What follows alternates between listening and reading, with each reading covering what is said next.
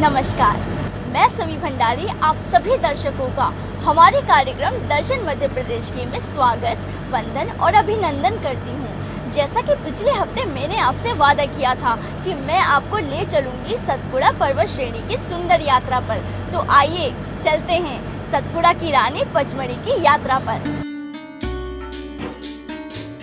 सतपुड़ा पर्वत की यात्रा है ही इतनी सुंदर और विराट, उसको जितना भी दिखाने की कोशिश की जाए कुछ न कुछ अंश तो छूट ही जाता है। लेकिन दोस्तों, हमारा उद्देश्य है कि पचमढ़ी के ज्यादा से ज्यादा स्थानों की रमणीयता आपके समक्ष प्रस्तुत की जाए। इसी क्रम में आज हम आपको फिर लेकर चलेंगे बाबा महादेव के एक और सुंदर स्थल की ओर, और इसके साथ ही साथ पचमढ़ी की उन जगहों का भी भ्रमण करेंगे जो पचमढ़ी में युवा वर्ग को सबसे अधिक अपनी ओर आकर्षित करता है। तो चलिए शुरू करते हैं आज की यात्रा फिर भगवान भोले के दर से। भगवान भोले तो सचमुच भोले हैं।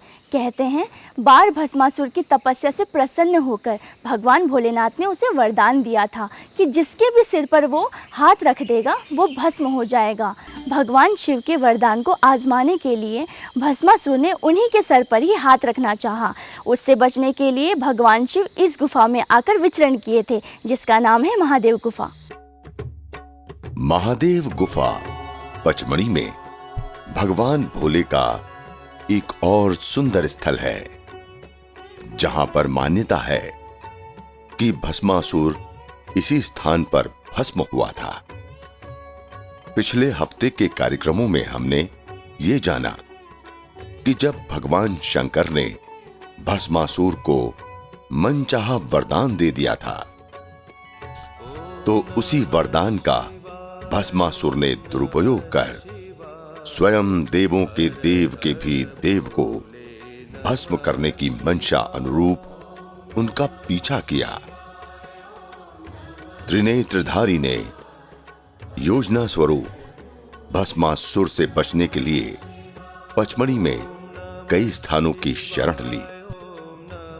वही स्थान आज भगवान शंकर के चरणों से पुलकित होकर पचमढ़ी में धार्मिक आस्था का केंद्र है। महादेव गुफा के संबंध में पुरातन कथा है कि प्रसन्न शिव जी ने भस्मासुर को वरदान दिया कि वह जिसके सर पर हाथ रखेगा वह जलकर भस्म हो जाएगा। वरदान पाने के बाद माता पार्वती को अपना बनाने की लालसा से भस्मासुर भगवान शिव के पीछे दौड़ा, जिसके डर से भगवान शिव सबसे पहले जटाशंकर, गुप्त महादेव, चौरागढ़ व अंत में इस गुफा में आकर छुपे। तब भगवान विष्णु ने मोहिनी का रूप लेकर भस्मासुर को यहां पर भस्म किया। भस्मासुर के बचते हुए जटाशंकर में महादेव ने अपनी जटाओं का त्याग किया था। चौरागढ़ में उन्होंने अपने त्रिशूल का त्याग किया था। नागद्वार में अपने नाग का त्याग कर अंत में उन्होंने इस गुफा की शरण ली। यही स्थान भस्मासुर के भस्म होने का कारण बना। भगवान विष्णु ने मोहिनी अप्सरा का रूप लेकर ऐसी लीला रची कि भस्मासुर ने स्वयं अपने सिर पर हाथ रख दिया, और भगवान भोले का वरदान था कि वो जिसके भी सर पर हाथ रखेगा वो भस्म हो जाएगा। इस तरह भगवान भोले के वरदान स्वरूप भस्मासुर स्वयं ही भस्म हो गया, और इसका प्रमाण महादेव गुफा में आज भी वो कुंड बना है जहां पर भस्मासुर भस्म हुआ था। आदिवासी यहाँ पर जो ग्राम बसे हुए हैं उसे इन ग्रामों में इस क्षेत्र को बड़ा देव के नाम से जाना जाता है, और विदर्भ में इसे हिवर के नाम से जाना जाता है इस क्षेत्र को, और बड़ा महादेव इसलिए इसका नाम पड़ा है। पचमढ़ी के आसपास के आदिवासियों ने इस स्थान को बड़ा महादेव नाम दिया, इसलिए इसे बड़ा महादेव कहा जाता है।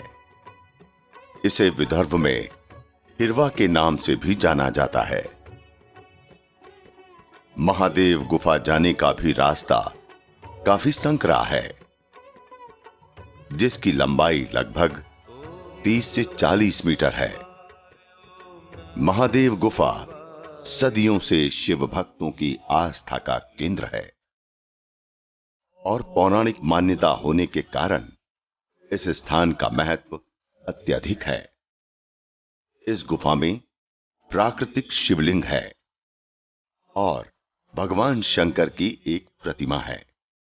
इस गुफा में एक ओर ब्रह्मा, विष्णु और महेश की प्रतिमाएं एक साथ विराजमान हैं। इस गुफा से कई मिथक जुड़े हैं। कहते हैं प्राकृतिक शिवलिंग के तेज को शांत रखने के लिए उस पर निरंतर जल की बूंदें गिरती रहनी चाहिए। शिव के तेज का ये आभास शायद प्रकृति को भी है और इसीलिए इस गुफा में प्रकृति ने स्वयं ये व्यवस्था कर दी है। यहां प्राकृतिक रूप से लगातार खनिज जल रिसता रहता है, जिसकी बूंदें शिवलिंग पर गिरती हैं।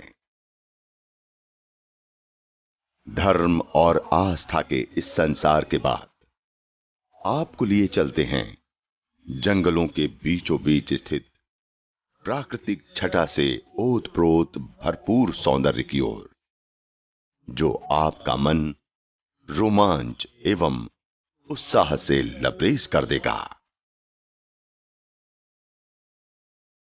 जंगलों का पथरीला रास्ता, फिर नीचे की ओर जाने के लिए सीढ़ियों का रास्ता।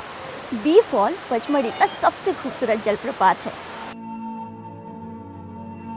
पचमढ़ी की जब भी बात होती है तो इसके प्राकृतिक झरने सभी को अपनी ओर आकर्षित करते हैं।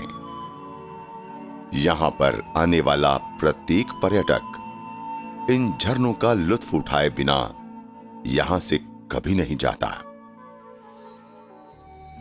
प्राकृतिक झरनों की बातें की जाए तो बी फॉल पचमढ़ी में बेहद आकर्षक एवं खूबसूरत झरनों में से एक है।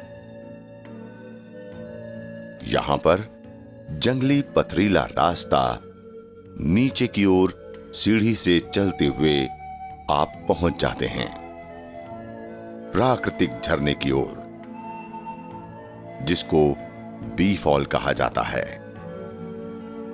जंगलों के बीचों बीच बने इस स्थान को देखकर मन प्रफुल्लित हो उठता है। प्राकृतिक सौंदर्य का नजारा आपका मन मोह लेता है। ऐसा लगता है कि आप कहीं एक अलग संसार में आ गए हैं। इस तरह का एहसास आपको कहीं और नहीं मिल सकता।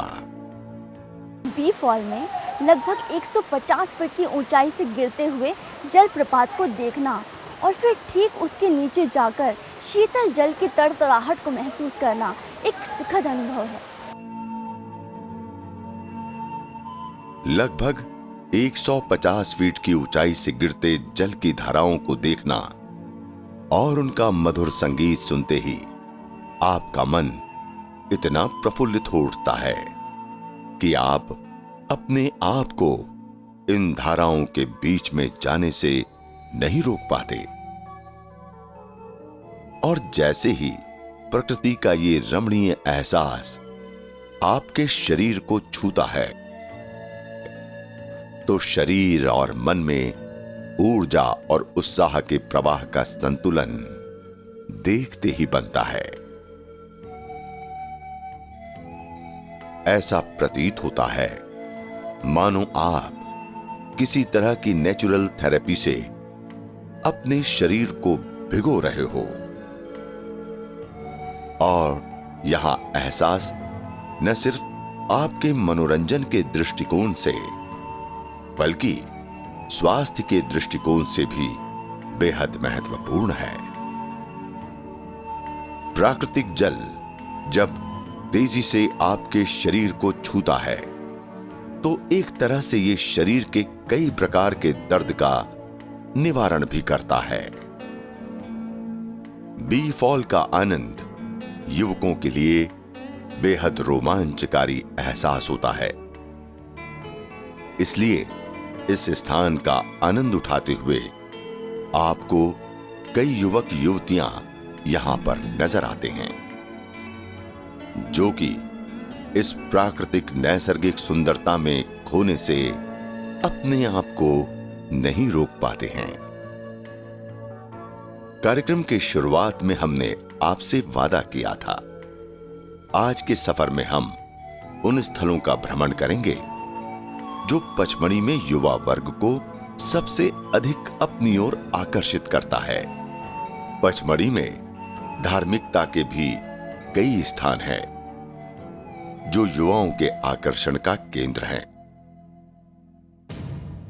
लेकिन हमारा तात्पर्य उन स्थलों से रहा जहां पर युवा वर्ग सबसे अधिक मौज मस्ती की इच्छा रखता है। तो आइए चलते हैं बी फॉल के बाद ऐसे ही एक और प्राकृतिक झरने की ओर। दोस्तों, जब भी आप पचमढ़ी आइएगा तो डचेस फॉल जरूर जाइएगा। रास्ता थोड़ा दुर्गम है, लेकिन जब भी आप वहां पहुंचेंगे तो प्रकृति की गोद में खो जाएंगे। डचेस फॉल की सुंदरता देखते ही बनती है। पचमढ़ी में कई झरने हैं और सबकी अपनी अलग विशेषता है। डचेस फॉल भी पचमढ़ी के सबसे सुंदर झरनों में से एक है। यहां पर भी ऊंचाई से गिरते जल का सुंदर नजारा आपका मन मोह लेता है। डचेस फॉल जाने के लिए लगभग 1.5 किलोमीटर खड़ी गहराई में नीचे की ओर उतरना पड़ता है, जो कि रोमांच एवं एडवेंचर से भरपूर सफर है। इस सफर को पार कर जब आप नीचे पहुंच जाते हैं तो पचमढ़ी का सबसे लोकप्रिय झरना डचेस फॉल आपको सुंदर दृश्यों का नयनाभिराम करता हुआ दिखाई देता है। डचेस फॉल में भी प्राकृतिक निर्मित झरने से ऊंचाई से गिरते जल की तेज और मोटी धाराएं जब शरीर पर पड़ती हैं, तो डचेस फॉल तक पहुंचने पर शरीर को होने वाली सारी थकान पल भर में दूर हो जाती है। आसपास ही हरियाली की शांति और जल का मधुर संगीत एक अलग ही एहसास यहां पर निर्मित करता हुआ दिखाई देता है। डचेस फॉल के रास्ते में आपको एयर कंडीशनर झरना भी मिलता है। यहां पर शीतल जल के तेज प्रवाह के कारण इतनी ठंडक होती है कि आभास होता है आप स्वयं एयर कंडीशनर का आनंद उठा रहे हों। पचमढ़ी में यूं तो कई सुंदर झरने हैं, लेकिन सबसे सुंदर झरने की बात की जाए तो डचेस फॉल से बेहतर झरना कोई भी नहीं है। डचेस फॉल का नाम डचेस फॉल क्यों पड़ा, ये बता पाना तो मुश्किल है। हो सकता है शायद किसी अंग्रेज ने इसकी खोज की हो, शायद इसका नाम डचेस फॉल रखा गया हो। डचेस फॉल में खूबसूरती की बात की जाए तो प्राकृतिक एवं नैसर्गिकता का सुंदर संगम यहां पर दिखाई देता है। यहां पर बहते झरनों से गिरते जल प्रवाह के अलावा आसपास का नजारा इतना आकर्षक होता है कि आपका मन इसमें खो जाता है। जल के संगीत के साथ प्राकृतिक पेड़ों की हरियाली की छांव से जब सूरज की रोशनी की किरणें आपके शरीर पर लुका छुपी करती है तो मन एक अविस्मरणीय सुंदरता के संसार में खो जाता है। इस तरह का एहसास और नजारा अन्य कहीं और देखने को नहीं मिलता है, जो इस स्थान पर दिखाई देता है। जैसा कि मैंने सुना था कि पचमढ़ी बहुत ही खूबसूरत जगह है, वैसा ही मैंने पाया, ये उससे भी काफ़ी खूबसूरत जगह है। हम लोग यहाँ पे काफ़ी सारी जगह गए, जिसमें से जटाशंकर महादेव, गुप्त महादेव, बी फॉल और सबसे खूबसूरत यहाँ का टचेस फॉल लगा। दोस्तों, मैं जानती हूँ पचमढ़ी की यात्रा से अभी भी आपका मन नहीं भरा होगा, क्योंकि पचमढ़ी है ही इतना सुंदर। यहाँ की जंगल, झरने, पहाड़ और औषधियाँ। लेकिन समय की सुइयों के आगे झुकते हुए अब वक्त हो चला है आप सभी से विदा लेने का। अगले हफ्ते हम फिर मिलेंगे पचमढ़ी की यात्रा पर। तब तक के लिए नमस्कार।